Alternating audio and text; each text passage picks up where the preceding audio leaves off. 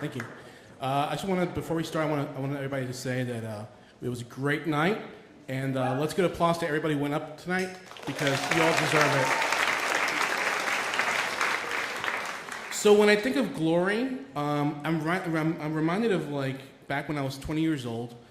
So let's go back in time to when I'm 20 years old. I'm back in Puerto Rico, and I got my first job out of high school, and that's being a radio operator for a local radio station, which is just freaking awesome. I get to like interview people, I get to write commercials, I get to edit programs, I get to meet new and interesting people every day. And everyone I work with is so nice. I have Mike. Mike is like the coolest guy I know. He skydives on the weekend and plays rock and roll also on the weekends as well. There's Eva who likes to watch Spanish novelas, and we bond over our mutual appreciation of that. And then there's Mary, the sweetest little girl I know, and she's always giving me hugs and always baking cookies for everybody.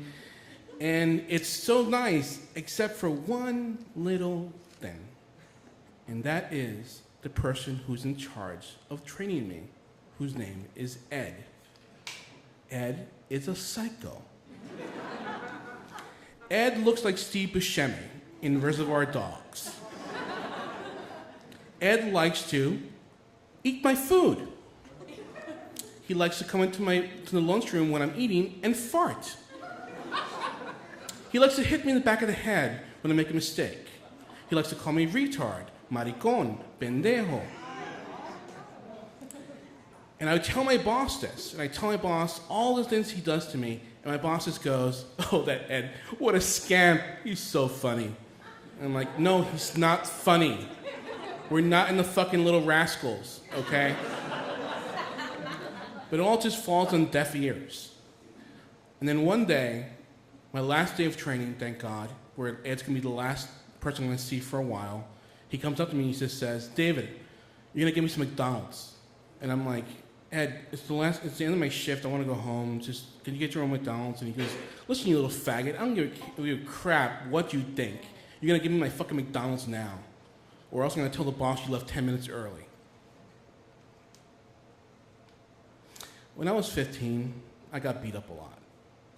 And I used to take it. And I would take that, and I would take all the horrible things people used to say to me back in military school. And I'm looking at Ed, and I'm thinking to myself, once again, another bully comes into my life, and once again, I gotta take it. So I get him his food. And I'm downstairs, and it's raining, and I'm sitting in my car, and I'm crying, because I'm thinking to myself, yet another moment in my life where I fail. And I look at his pickup truck, and I think, I could break those fucking windows right now, and nobody would know, but I stop myself, and I should say, no, people will know, and don't know. And then I look down, and I see his hamburger. And I get an idea. A horrible, horrible idea. So I implement my plan. I go upstairs, I give him his food, watch him eat it, and just go home. The next day, the radio station is asking people to come in with their revenge stories, to call in with their revenge stories. So I call in with my revenge story.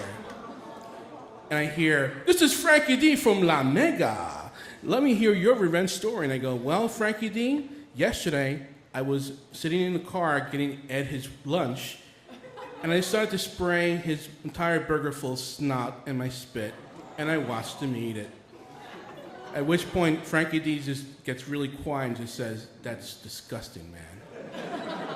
I'm like, "I know," and I hang up the phone. Later that day, I had to go to work. So I walk into the lunchroom, and everyone's talking, and suddenly when I walk in, they all just stay quiet and just look at me. And I realize they know. And I'm waiting for them to give me the look of like disgust. And Mike just gets up and just starts going like this.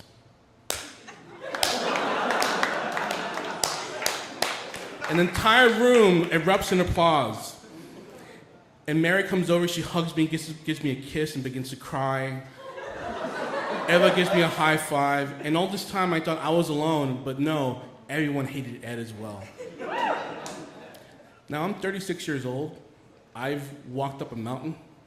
I've fallen in love But I don't think there's ever a moment in my life that's more glorious than that moment where Mike just started to clap. Thank you.